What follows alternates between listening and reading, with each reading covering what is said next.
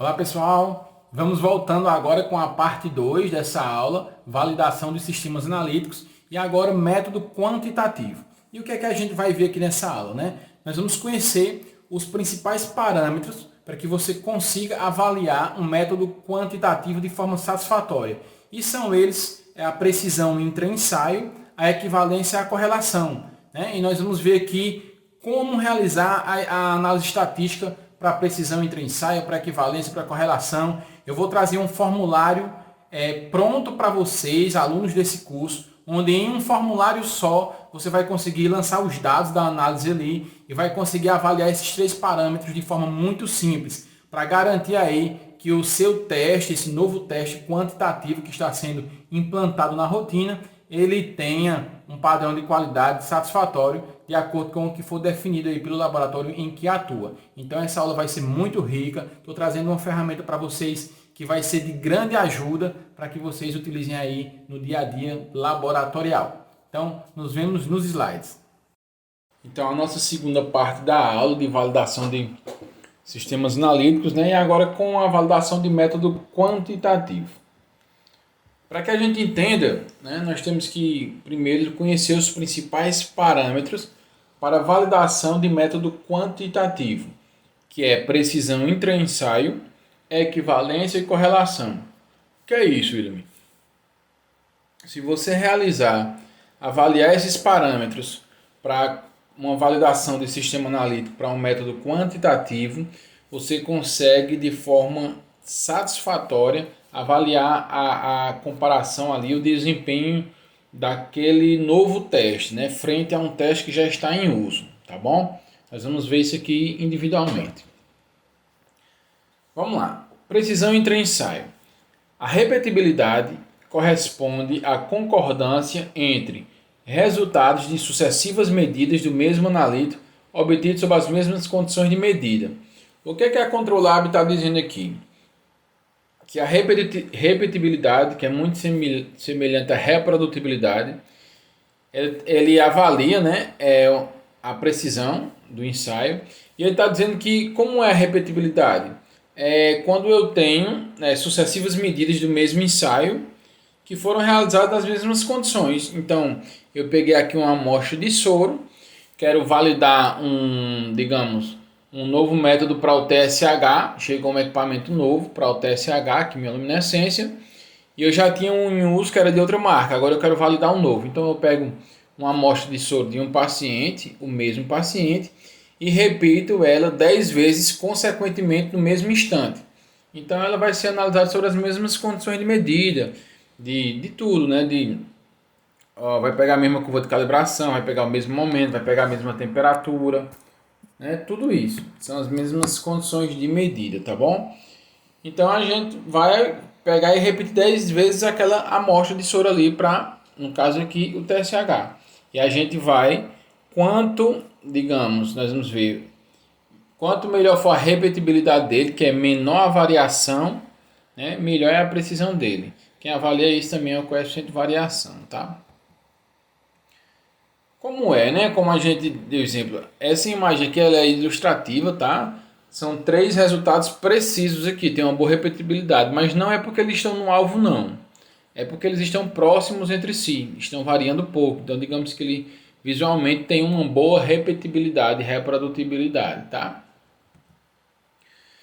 E agora eu vou colocar os principais tópicos para que você consiga entender e fazer uma boa análise, uma boa avaliação da precisão intra-ensaio. O intra-ensaio é com o mesmo ensaio, tá?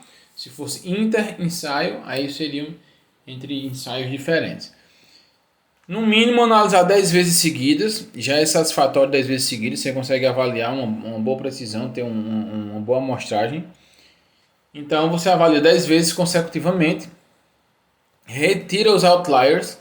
A gente já viu falar em outliers em alguma aula passada aí, mas só reforçando, os outliers são os pontos fora da linha, né, que a gente chama, fora da média, fora do comum ali, certo? Então a gente repetir um TSH, sei lá, aí ele está variando entre 6, 5.8, 6.3, 6.1, 5.9, 6, aí tem um resultado que deu 8.8, 9.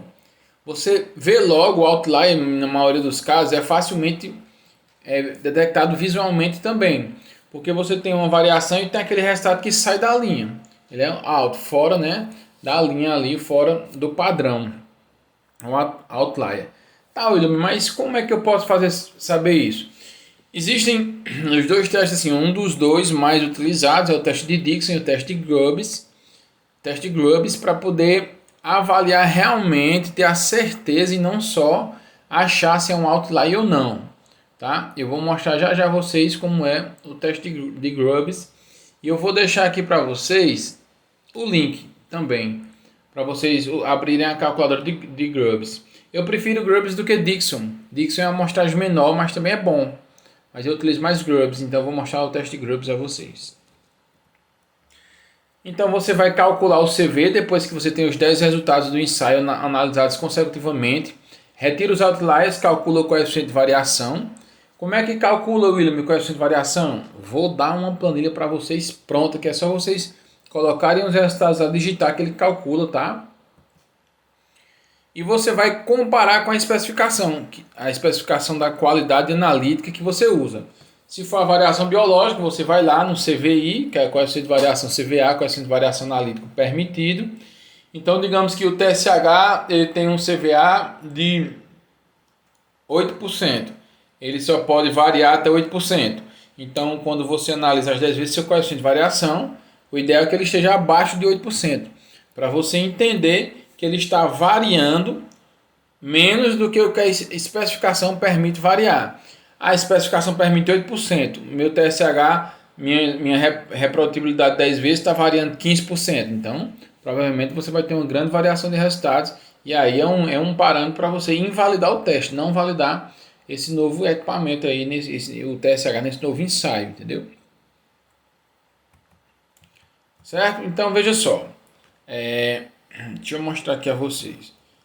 Eu vou logo apresentar a planilha. Essa planilha aqui vai estar para download nos arquivos dessa aula. É um presente de todo o coração para vocês, meus alunos.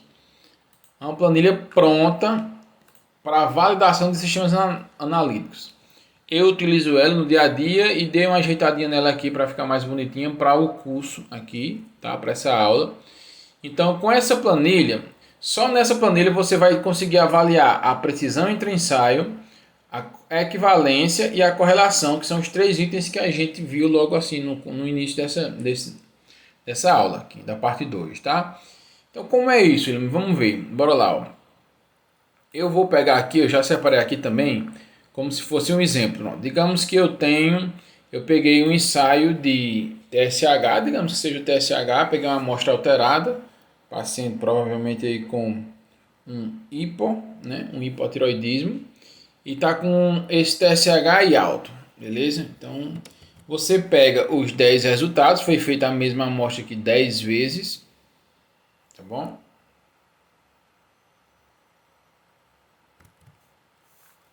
E você vem bem aqui, ó, digite os resultados da reprodutibilidade, mesma amostra repetida, e você cola.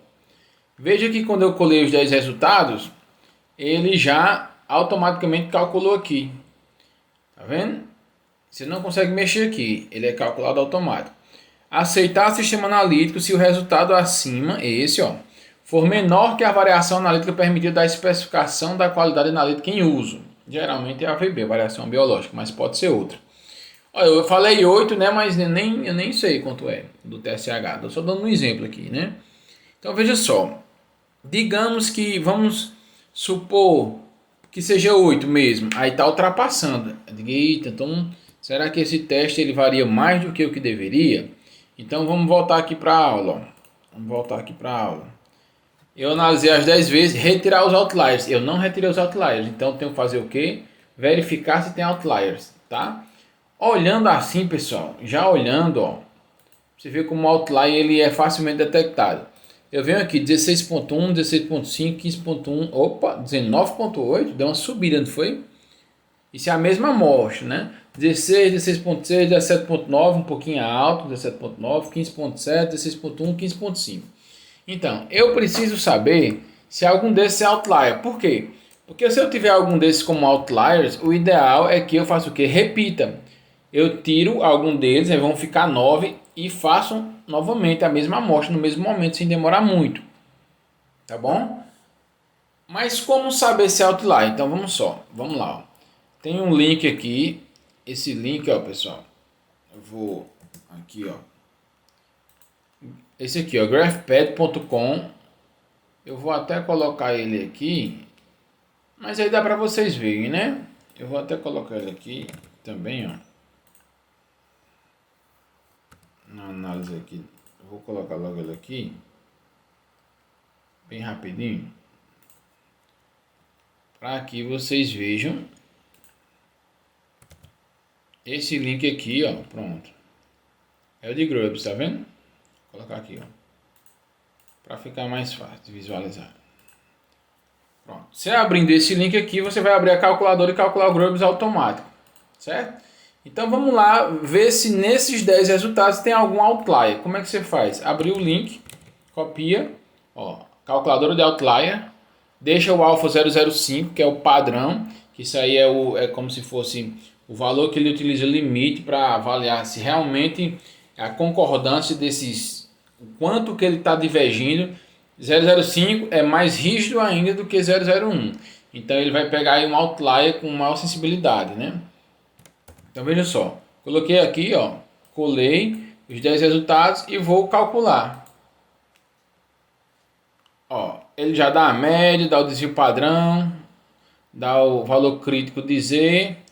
A gente está usando o nível de significância de 005, né? E vamos ver, ó, o que é que ele disse aqui, ó.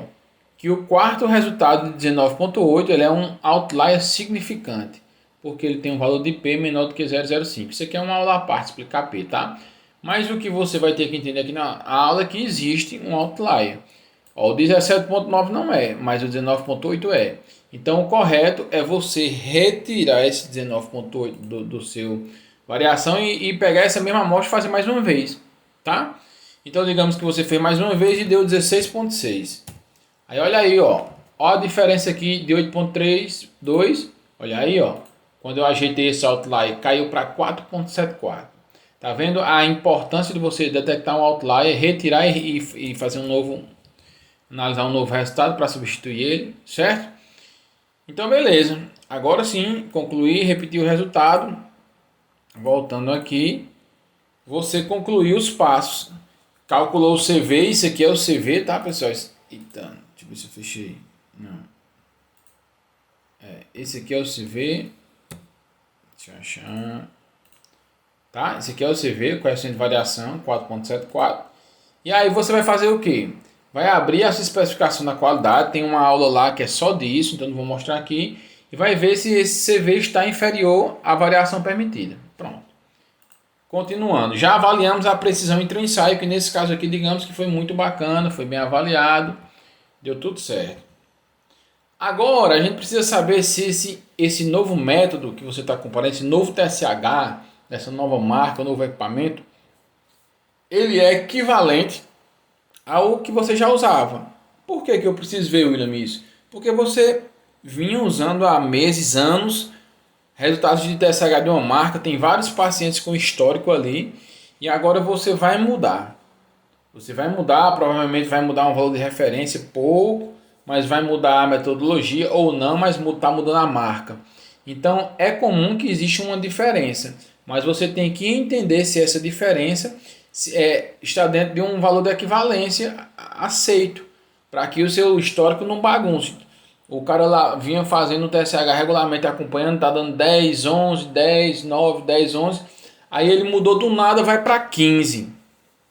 Aí o médico pode até achar estranho e ter que ajustar uma dosagem aí de um tapazol ou de um Puran T4, levotiroxina, porque achou que alterou. Na verdade, foi uma mudança de método que não foi feita verificando se ele era equivalente ou correlato. Então você precisa avaliar a equivalência dos métodos, do novo método, no caso da validação, um método que está sendo validado. E o que seria equivalência, né? A relação de igualdade lógica ou implicação mútua entre duas proposições, de tal forma que cada uma delas só é verdadeira se a outra também o for. Então veja só como é bacana. Ó. Aqui eu tenho dois caras aqui, são diferentes. Tá vendo? mas aparentemente eles conseguem fazer a mesma coisa, eles desempenham a mesma função, o arco e flecha deles é parecido, a flecha é parecida, mas eles são um pouco diferentes. Diferentes, mas equivalentes, mas parecidos. Conseguem fazer a mesma função. Então é uma relação de igualdade, onde o que é que ele está dizendo aqui? Que uma delas só é verdadeira se a outra também o for. Ou seja, eu tenho o meu TSH nesse novo método que eu estou validando. E no meu primeiro método eu fiz 3 amostras de 3 pacientes com hipertireoidismo. Meu TSH está abaixo nos 3. Deu 0,5 em um, 0,4 em outro e 0,7 em outro. Tá. Nesse meu novo método, ele pode até dar um pouquinho diferente, mas ele também tem que ser baixo nos 3, né? Para que não mude a classe, tá bom? Mas ele tem que ser próximo, não pode mudar muito, eles têm que ser equivalentes, tá bom? Não podem mudar muito, tá ok? Beleza, vamos entender isso aqui mais à frente. E existem realmente aqui são várias ferramentas estatísticas para avaliar se dois resultados, dois métodos quantitativos, eles são equivalentes. Vamos lá. Tem o teste de hipóteses, gráficos de box plot, gráfico de blend de Altman, regressão de Pearson-Block, teste de Tuckey, teste F e análise do índice de erro. Nós vamos ver todos um por um? Não precisa. Nem todos são tão funcionais, nem todos funcionam muito bem. Então, para que a aula fique objetiva, para que a gente torne isso prático, eu vou trazer para vocês o que eu mais utilizo, que é um dos mais recomendados e mais utilizados também para avaliar a equivalência, que é o teste F, tá bom? A gente vai ver aqui. E essas ferramentas são baseadas nas relações matemáticas e nos resultados, na distribuição, que são feitos através da comparação de amostras de paciente, tá bom? O teste F, ele avalia o quê? Se os resultados são precisos entre si. Se eles podem, se eu posso, digamos, eu tenho esse método aqui, vamos dar nomes aqui. Eu tenho um TSH aqui da Beckman-Coulter e agora eu estou validando o teste quimioluminescente, estou validando o TSH do Vitros. E aí eu fiz 20 dosagens aqui na Beckman e vou fazer 20 esse outro, vou comparar. Eu quero saber se eu posso, quando eu precisar utilizar de backup, eu quero saber se eu posso utilizar o meu resultado do Vitros nos mesmos pacientes que eu utilizo da Beckman. Eu quero saber se eu vou utilizar um outro teste e não vai dar diferença nos meus resultados, entendeu? E isso é se eles tiverem um teste F aceito, forem precisos entre si dentro do limite. O cálculo para o teste F, para avaliar se eles são precisos entre si equivalentes, é o maior desvio padrão ao quadrado dividido pelo menor desvio padrão ao quadrado. De quê? Dos resultados que você vai validar. O mínimo de 20 amostras. 40 seria o ideal, mas 20 atende. Então você pega lá 20 amostras de pacientes comuns. O ideal é, como a gente viu na aula passada também, você pega alterados. Então você pega, digamos, 10 resultados altos de TSH, ou 5 altos, 5 baixos, 10 normais, entendeu? Você varia, tenta variar as classes, baixo, alto, normal, para não ficar só normal, só negativo, negativo, tá? Então, você vai identificar um possível erro aleatório. Eu vou já mostrar o que é isso aqui no formulário. Depois você vai ver se o valor calculado é sempre maior do que 1, sempre vai ser maior do que 1, o valor calculado, tá? Do F. Mas o ideal é que ele esteja o mais próximo de 1 possível. Um valor de 1 seria um valor completamente igual, que é impossível, né? Você ter dois métodos diferentes exatamente igual, mas às vezes você tem próximo de 1. Principalmente quando você está validando um novo equipamento. Porque às vezes, pessoal, você valida um sistema analítico novo do mesmo equipamento. Digamos, você tem um equipamento Vitros, um 5600 do Vitros, está usando TSH, e chega outra máquina do Vitros. Você também tem que validar, porque se essa máquina veio de um transporte, você tem que validar novamente. Então, quando você valida entre máquinas do mesma marca, o teste F tende a ser bem mais próximo de 1, bem mais parecido os resultados, bem mais precisos. E geralmente, né, tem algumas referências que utilizam que para até 40 amostras o resultado do valor de F não pode exceder 2,16. O F crítico é 2,16. Se for menor do que 2,16 é aceitável, tá? Mas geralmente dá bem menor do que isso. Geralmente um teste para ser próximo disso aqui, realmente ele vai estar com resultados divergentes, tá? Então vamos lá, vamos ver como é que a gente faz isso, calculando o teste T. Ó. Eu vou abrir aqui aqueles resultados lá, ó. Eu já deixei aqui no jeito de ganhar tempo, ó. Eu peguei aqui, digamos, 20 resultados, sei lá, de TSH de pacientes diferentes. Aí aqui é diferente da reprodutibilidade. São 20 amostras diferentes, dosadas. Vou copiar e vou abrir aquele meu mesmo formulário lá, ó. Tá vendo? O mesmo que eu vou deixar para vocês. Digite os resultados do sistema analítico 1. Digamos que esse sistema analítico, ó, copiei aqui, ele é o sistema analítico que você já usa. Digamos, no exemplo aqui é o da Beckman, você já utiliza, tranquilo. Você jogou aqui. Aí você agora vai no novo equipamento, no novo método que está sendo validado, no novo sistema analítico, Vitros, e copia aqui, ó, sistema analítico 2. Quando você copia, veja só, vou voltar, ó. O teste F está em branco e a correlação também. A correlação eu mostro mais à frente. Quando eu colo, eu tenho o quê? Eu tenho, ó, eu vou até tirar essa correlação, pronto. Eu tenho, deixa eu mostrar só até aqui assim. Tem nada não. Olha aqui para precisão. Eu tenho um teste, o resultado do teste F de 1.15. Então veja só o que é que ele diz. Precisão entre ensaios, aceitar sistema analítico quando o resultado do teste F, que é esse, for menor que 2.16. Então eu já coloquei uma formatação de cor, que quando for menor do que 2.16 ele vai ficar verde. Então veja só como eles são, ó, como eles são bacanas aqui, ó. Tá vendo? Precisos entre si. Tá vendo? Aí veja só. Então, do jeito que tá aqui já tá certo, William, já tá bacaninha, eu não preciso mudar nada, é isso mesmo. Mesmo que esteja, é bom sempre você olhar o que, ó. Voltando aqui, ó. Identificar um possível erro aleatório. Como é um possível erro aleatório? Vamos lá, ó. Para avaliação da equivalência. Você vai ver se ele foge do padrão dos resultados. Como é isso, ó? Vamos olhar aqui,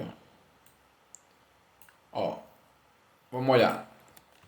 O resultado do sinal com deu 11, do 2, 12, um pouquinho maior.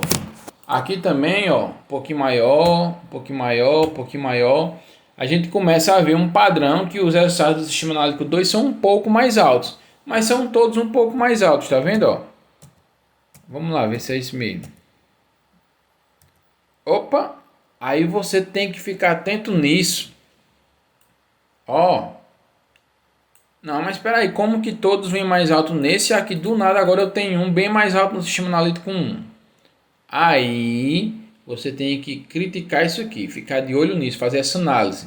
Vamos continuar aqui, ó. Os outros todos são um pouco mais altos ou parecidos. Só tem esse que é bem mais alto no 1. Então aqui provavelmente é um erro aleatório. Foi um erro de pipetagem, foi uma bolha, foi um volume, alguma coisa que fez descer esse resultado. O que é o ideal você fazer? Pode pegar a mesma amostra e repetir, entendeu? No sistema analítico 1, que é o que a gente está achando que está dando problema. Ou no sistema analítico 2, você pode repetir os dois, porque esse aqui pode ter sido baixo também.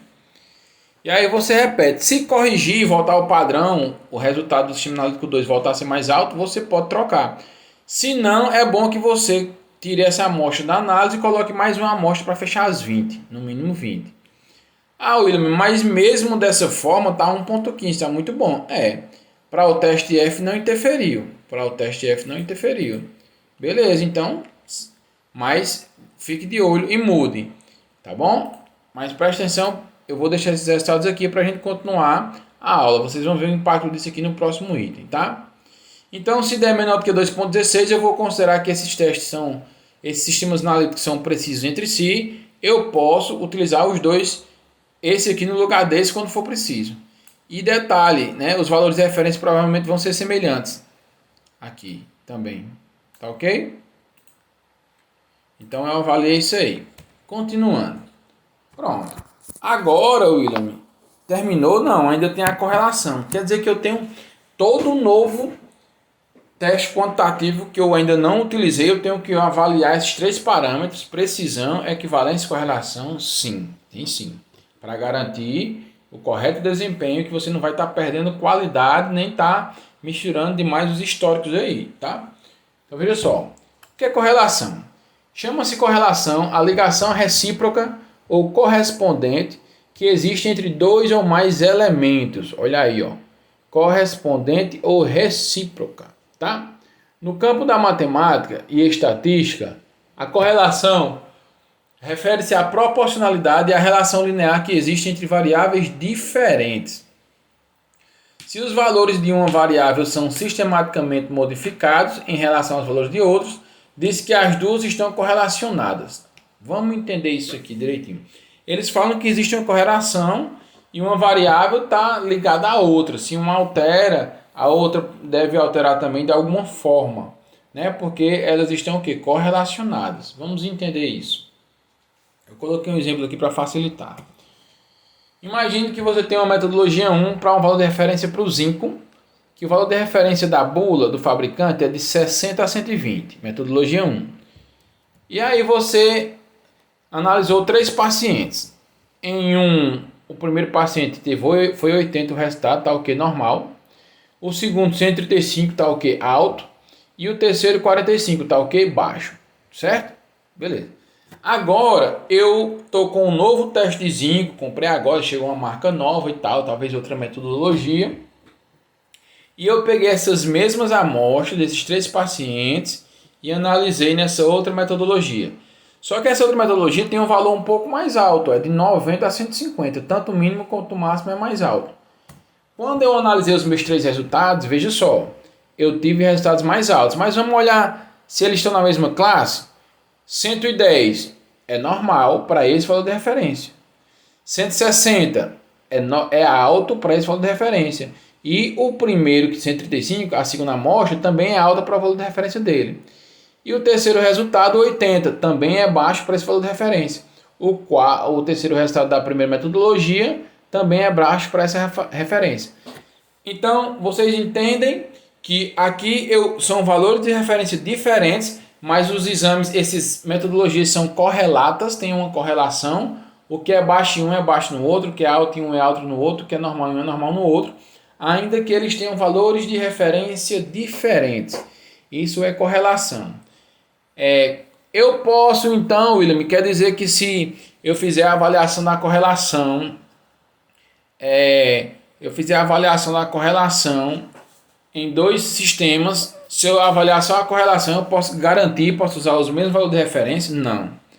Nesse não, na equivalência sim. Provavelmente na equivalência os valores de referência devem ser semelhantes, se eles forem equivalentes. Eles vão ser aproximados, mas na correlação não. Eu posso ter valores de referência bem diferentes e eles ainda serem correlatos. Entendeu? Aqui é um exemplo. Imagine se eu dobrasse aqui, se esse valor de referência do zinco fosse de 120 a 240. Mas se esses meus resultados fossem dobrados também, então eu teria resultados bem diferentes, mas ainda assim correlatos, porque esse estaria mais alto, esse estaria alto acima do valor de referência dele, esse também, esse normal e esse baixo. Então seriam correlatos, tá bom? Tá, como é que a gente avalia isso, William? A ferramenta mais utilizada é a correlação de Pearson, o coeficiente de correlação de Pearson, que é uma medida da intensidade da associação existente entre as duas variáveis quando comparadas. Então veja só, é para saber o quanto que elas são associadas, quanto que uma altera quando a outra altera, entendeu? Imagine essa imagem aqui, ó, um cara grandão, um garoto pequeno, mas um se movimenta para cima, o garoto na proporção dele se movimenta para cima. O cara grandão se movimenta para o lado esquerdo, o garoto, que seria ele quando criança, né, se movimenta para o lado esquerdo na proporção dele também. É uma correlação, tá? Pode variar de -1 até 1 essa correlação, mas existem algumas literaturas que estipulam valor, tipo a FDA e a Anvisa segue ele também, recomenda que uma boa correlação entre ensaios é acima de 0,98. A gente pode usar acima de 0,975, certo? Então, acima de 0,975, eu diria que o meu coeficiente R, se os meus testes estiverem acima de 0,975, tem uma boa correlação. Valores negativos indicam um tipo de correlação, de relação inversa, enquanto valores positivos, uma relação direta. E o valor máximo ele é obtido quando todos os pontos do diagrama de dispersão estão em um alinhamento perfeito. Olha aí, significando uma correlação perfeita positiva entre as duas variáveis. Eu vou mostrar isso aqui a vocês também. Então vamos agora calcular o coeficiente de correlação de Pearson. Deixa eu abrir aqui, ó. Vou pegar o mesmo formulário. Já tenho até o cálculo aqui, porque é tudo em um só. No mínimo 20 amostras também, tá? Para você calcular o coeficiente de correlação de Pearson. E veja só, pessoal. Veja só. Eu coloquei aqueles resultados aqui. E quando eu olho aqui, ele diz assim, ó. Aceitar sistema analítico quando o resultado de R for maior do que 0,975. E no caso aqui está menor. Tanto é que eu coloquei uma condição de cor vermelha. Ele está me dizendo o quê? Que esses dois sistemas analíticos aqui não têm uma boa correlação. Então eu deveria invalidar? Provavelmente sim.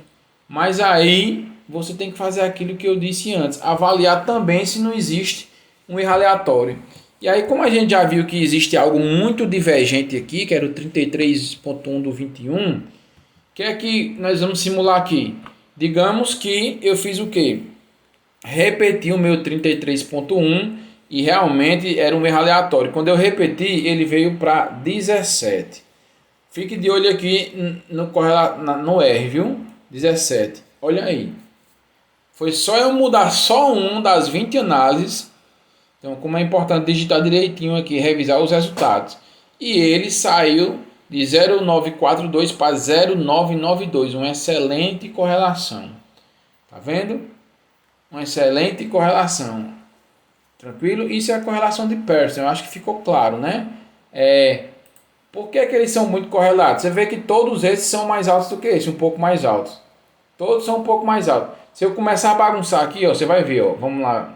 Vamos começar a colocar resultados aqui do sistema analítico 2 mais baixo, ó. 49, presta atenção lá no R, viu? Ó, baixando, ó.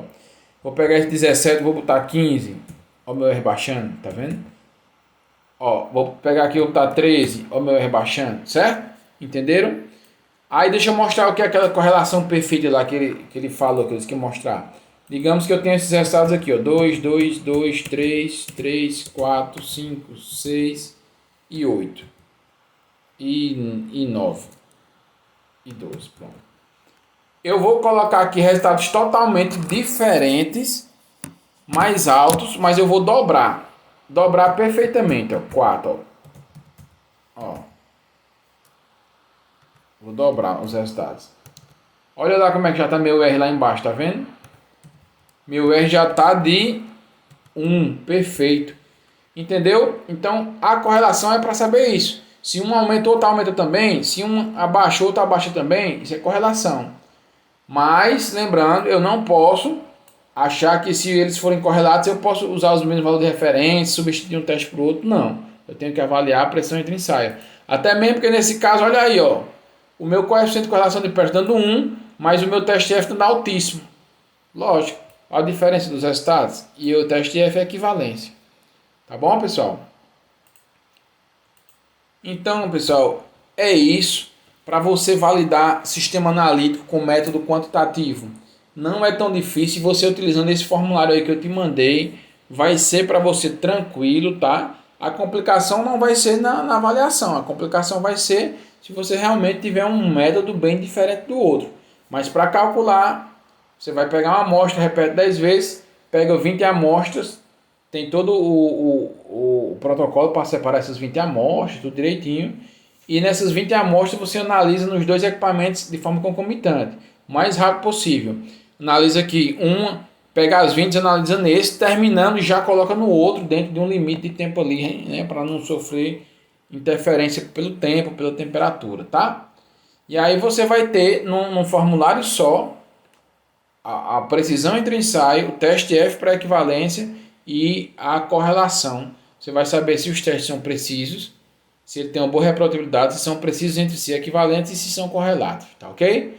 Então espero que vocês utilizem bem esse formulário aí e compartilhem aí com seus colegas de bancada, com seus colegas de setor, de outros laboratórios, tá bom, pessoal? Abraço e fiquem com Deus.